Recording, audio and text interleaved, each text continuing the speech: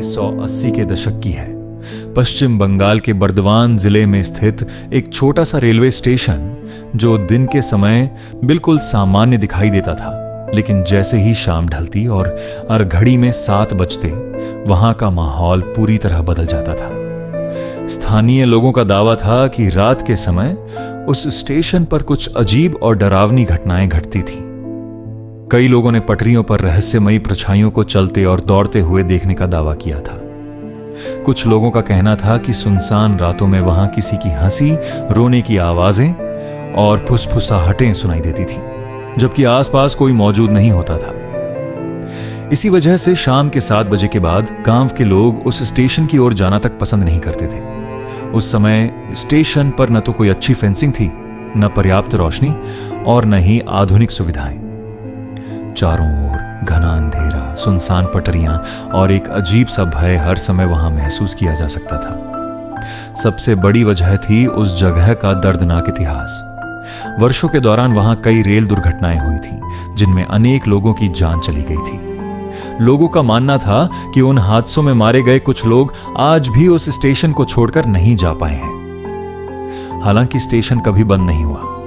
रात में भी ट्रेनें आती जाती थीं, सिग्नल काम करते थे, रेलवे का कामकाज सामान्य रूप से चलता रहता था। लेकिन अंधेरा होते ही उस जगह पर एक ऐसा खौफनाक माहौल पैदा हो जाता था जिसे शब्दों में बयां करना आसान नहीं था। और फिर गांव वालों के बीच एक कहानी बहुत मशहूर थी। कहा जाता था कि रात के समय पटरियों पर कुछ ऐसा दिखाई देता है जो इंसान नहीं होता। कई लोगों ने अंधेरे में कुछ रहस्यमयी परछाइयों को ट्रेन के साथ साथ दौड़ते हुए देखने का दावा किया था। कुछ लोगों का कहना था कि उन्होंने किसी आदमी को ट्रेन के सामने खड़ा देखा और अगले ही पल वह अचानक गायब हो गया।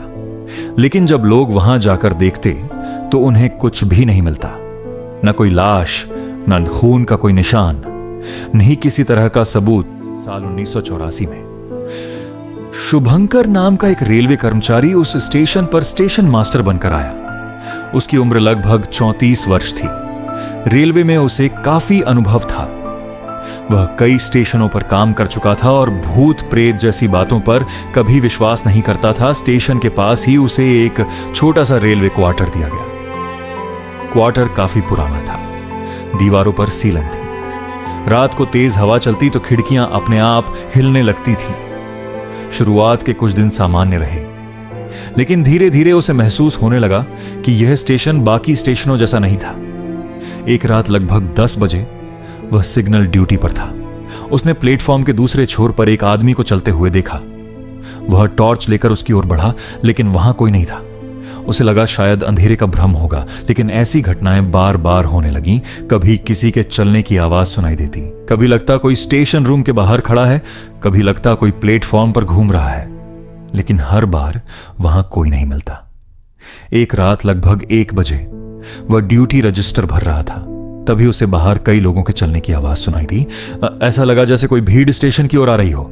आवाज धीरे धीरे दरवाजे तक पहुंची और वहीं रुक गई। शुभंकर ने तुरंत दरवाजा खोला, लेकिन बाहर कोई नहीं था। फिर भी आवाजें बंद नहीं हुई। अब वे प्लेटफॉर्म के दूसरे हिस्से से आ रही थीं।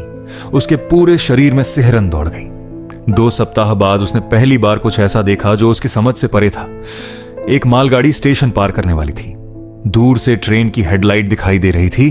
तभी उसने देखा कि एक आदमी पटरियों के बीच खड़ा है। शुभंकर जोर से चिल्लाया, लेकिन वह आदमी हिला तक नहीं। ट्रेन और करीब आई और अगले ही पल उसके आर पार निकल गई। शुभंकर दौड़ता हुआ वहां पहुंचा, लेकिन वहां कुछ भी नहीं था, जैसे वहां कोई था ही नहीं। उस रात उसे बिल्कुल नींद नहीं आई। अगले दिन उसने गांव वालों से बात की। तब उसे पता चला कि वर्षों पहले उस स्टेशन पर अनेक दुर्घटनाएं हुई थीं। उस समय वहां न कोई फेंसिंग थी और न कोई सुरक्षा व्यवस्था। लोग पटरियां पार करते समय ट्रेन की चपेट में आ जाते थे। कई लोगों की जान चली गई थी। कुछ लोगों ने तो यह भी दावा किया कि उन्होंने अपने मृत रिश्तेदारों को स्टेशन के आसपास देखा था। समय बीतता गया और घटनाएं बढ़ती चली गईं। एक रात उसे किसी औरत के जोर जोर से रोने की आवाज सुनाई दी। आवाज पटरियों के पास से आ रही थी। वह टॉर्च लेकर वहां पहुंचा। जैसे जैसे वह आगे बढ़ता गया, आवाज और तेज होती गई। लेकिन जैसे ही वह ट्रैक के पास पहुंचा सब कुछ शांत हो गया और फिर अचानक वहीं रोने की आवाज उसके पीछे से सुनाई दी। शुभंकर का दिल तेजी से धड़कने लगा।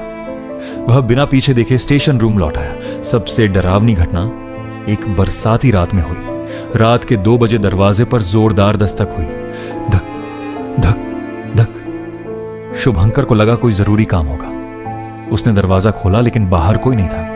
तभी उसे महसूस हुआ कि किसी ने उसके कान के पास धीरे से कुछ कहा है। आवाज इतनी हल्की थी कि शब्द समझ नहीं आए, लेकिन वह आवाज इंसानी थी। उस रात वह सुबह होने तक बाहर नहीं निकला। अब उसे हर समय ऐसा महसूस होने लगा था कि कोई उसे देख रहा है। जब भी वह स्टेशन रूम में खाना खाता, उसे लगता कोई उसके सामने बैठा हुआ है। एक अनदेखी नजर हर समय उसका पीछा कर रही थी। एक रात उसने 3 परछाइयां देखी, एक लंबी, एक झुकी हुई और एक छोटे बच्चे जैसी। वे तीनों पटरियों के ऊपर चल रही थीं। ऐसा लग रहा था जैसे उनके पैर जमीन को छू ही नहीं रहे हों। दूर से ट्रेन आ रही थी। तीनों परछाइयां ट्रेन के सामने पहुंची। अगले ही पल गायब हो गई। शुभंकर की हिम्मत टूटने लगी। उसने रेलवे अधिकारियों को बार बार पत्र लिखने शुरू किए। उसने फेंसिंग लगाने की मांग की, बाउंड्री वॉल बनाने का अनुरोध किया। उसका मानना था कि यदि पहले सुरक्षा होती तो शायद इतनी जानें नहीं जाती, लेकिन असली डर अभी बाकी था। दिसंबर की एक ठंडी रात थी। लगभग 1:30 बजे का समय था। शुभंकर स्टेशन रूम में बैठा रजिस्टर देख रहा था। तभी उसे बहुत सारी आवाजें सुनाई देने लगीं। किसी की हंसी, किसी की चीख, किसी का रोना, किसी की मदद की पुकार। ऐसा लग रहा था जैसे दर्जनों लोग एक साथ बोल रहे हों। वह खिड़की के पास गया और बाहर देखा। फिर पहले तो प्लेटफॉर्म खाली दिखाई दिया, लेकिन फिर उसकी नजर दूर अंधेरे में पड़ी। वहां बहुत सारी परछाइयां खड़ी थीं। एक नहीं, 2 नहीं, बल्कि दर्जनों। कुछ प्लेटफॉर्म के किनारे, कुछ पटरियों के बीच, कुछ सिग्नल के पास। सभी चुपचाप उसकी ओर देख रही थी। शुभंकर की सांसें थम गईं। उसने आंखें झपकाईं और अगले ही पल सब गायब हो गया। उस रात उसने फैसला कर लिया, अब वह यहां नहीं रुकेगा। उसने स्थानांतरण के लिए आवेदन भेज दिया।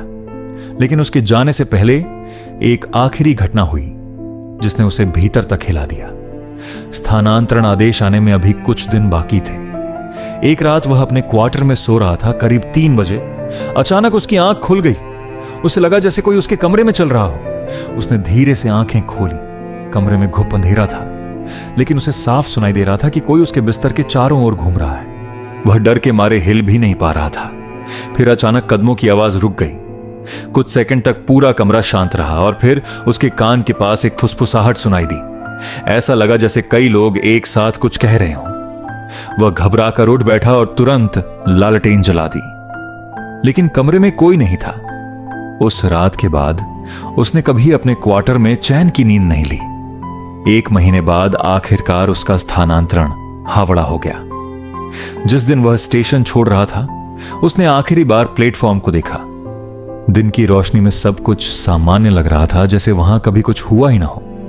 ट्रेन चल पड़ी। स्टेशन धीरे धीरे पीछे छूटने लगा। तभी उसकी नजर पटरियों के पास गई।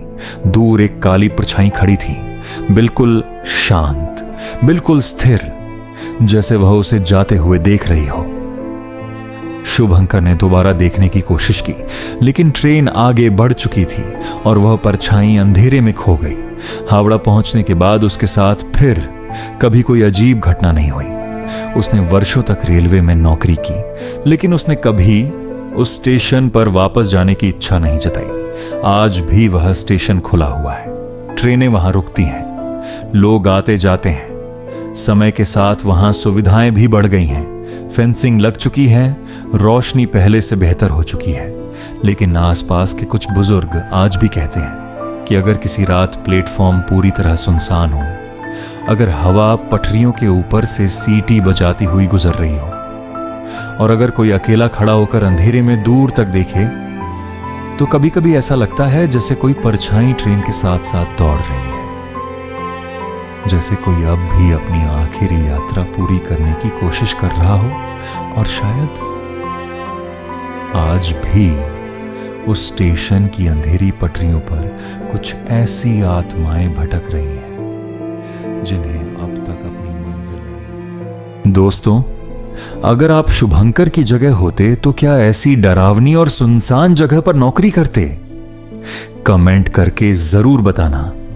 और वीडियो पसंद आए तो लाइक, सब्सक्राइब और शेयर करके जाना मत भूलना।